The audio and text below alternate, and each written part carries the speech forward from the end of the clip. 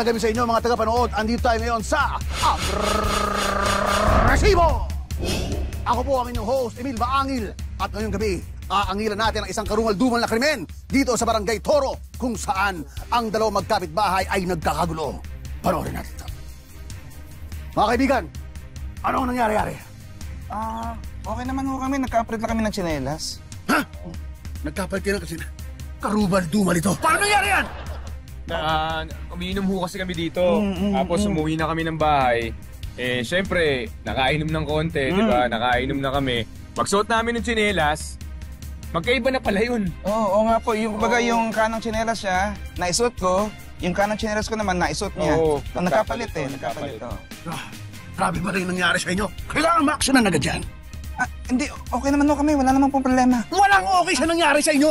Ha? Walang okay sa nangyari. Dahil yan sa alak. Iba talaga nagagawa ng espiritu ng alak. Kailangan dyan, ma-actionan dito sa Agresibo. Gagawa natin ng patanag dyan. Wala naman ho yun. Tsaka wag na ho kayo sumigaw. Ano wala? Ha? Sino yung mapapasigaw sa nangyari yan? Ha? Isang karumal-dumal na krimen na nangyari nang dahil sa alak. Kailangan yan, ma-actionan agad. Mga kaibigan, mag-iingat kayo sa dulot ng mga alak na yan. Dahil ito ay hindi nakakabuti sa katawan, nakakabuti sa mga kapitbahay. At dito, sa Agresibo, lagi kong gagawa ng paraan yan. Ito, si Emil Sumangil para sa Agresibo! Oh, asan yung alak na yan? Ha? Asan yan? Ito! Sir! Sir, mag-unos din kayo! Bilang kandidato noong nakaraang eleksyon, pinagsisisihan ko ang pandaraya ko. Kung ano-ano pang mekos-mekos ang pinagagagawa ko. Pero ako pa rin ay natalo.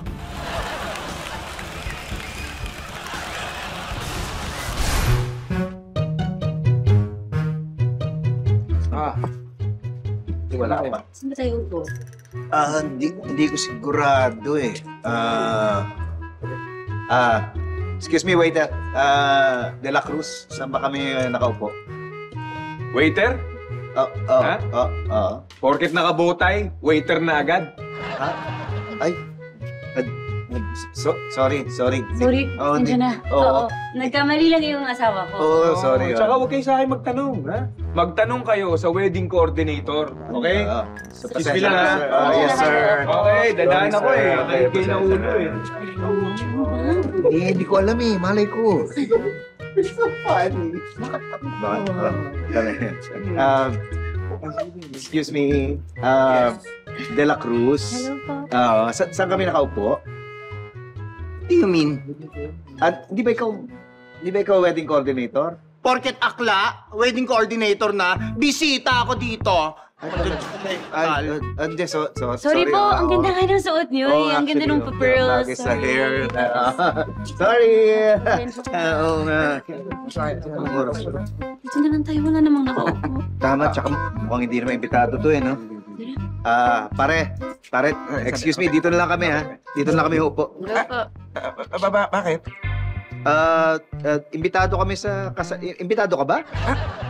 Ako hindi imbitado? Dahil ganito lang suot ko, simple lang, hindi ako imbitado. Ako yung ninong nung kinasal. Ay, Ha? Masyado kayong judgmental. Hindi po sa ganun, wala sorry. naman po kaming sinasabing ganun. Ang ganda nga po. Kaya, presko eh. Samahan na lang po namin kayo, ha? Oo, dito Para na may kami. kasama kayo. Tama, upo Dito na na lang kami kami kasi upo. baka dumating na sina Sunny at saka sina Opo. Evelyn. Ano? Sinong Sanet Evelyn? Si Sunny at Evelyn, yung Ikakasal po. malapit na. Jerry at May ang pangalan nung kinasal. Baka sa kabila yung hinahanap yung reception. Hindi ba ito yung 10A? Alam nyo, hindi porket maganda ang bihis nyo, hindi na kayo tanga.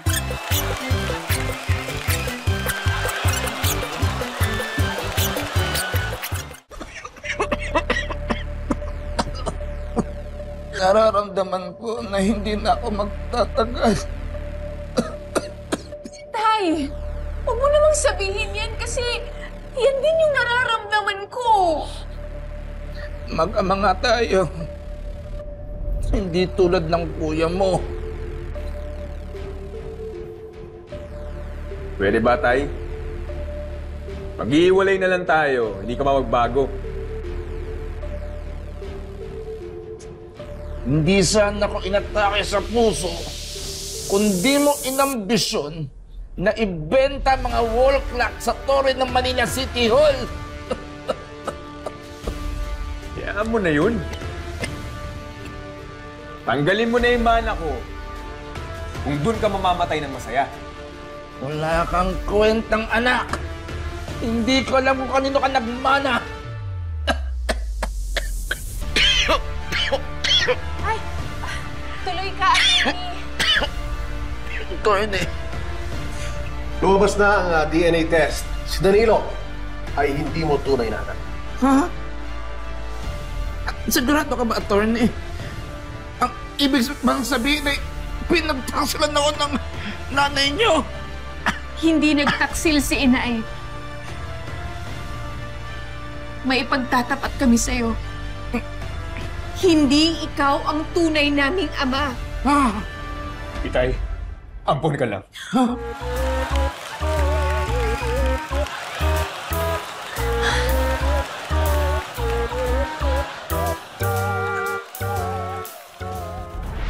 Bilang kandidato noong nakaraang eleksyon, pinagsisisihan ko ang mga ginawa kong content. Nagmukha akong tanga sa social media. Pero yung kalabang ko, iniwan ako ng milya-milya.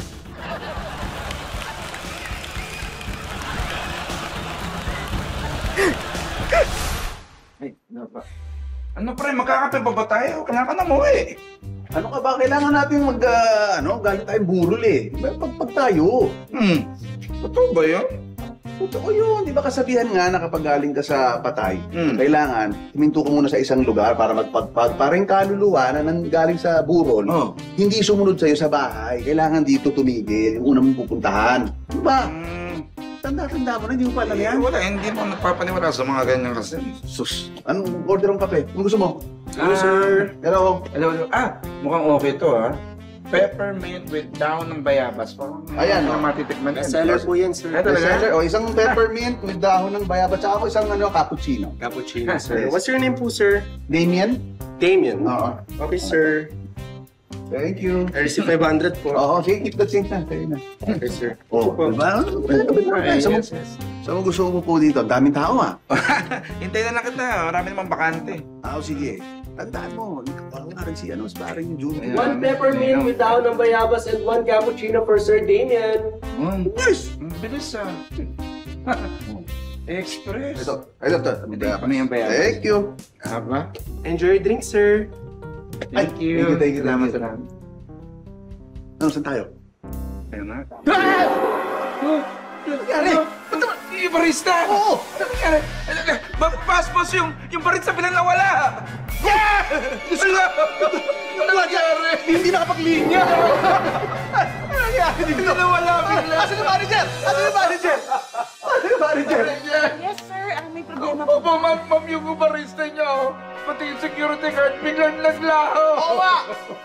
Kung pasensya na po mga kaluluwa kasi yun. Kaluluwa?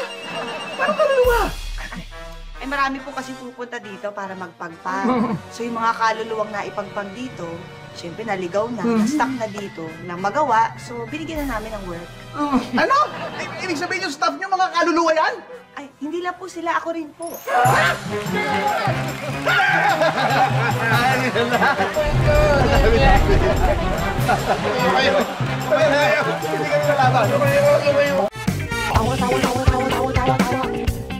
You lost!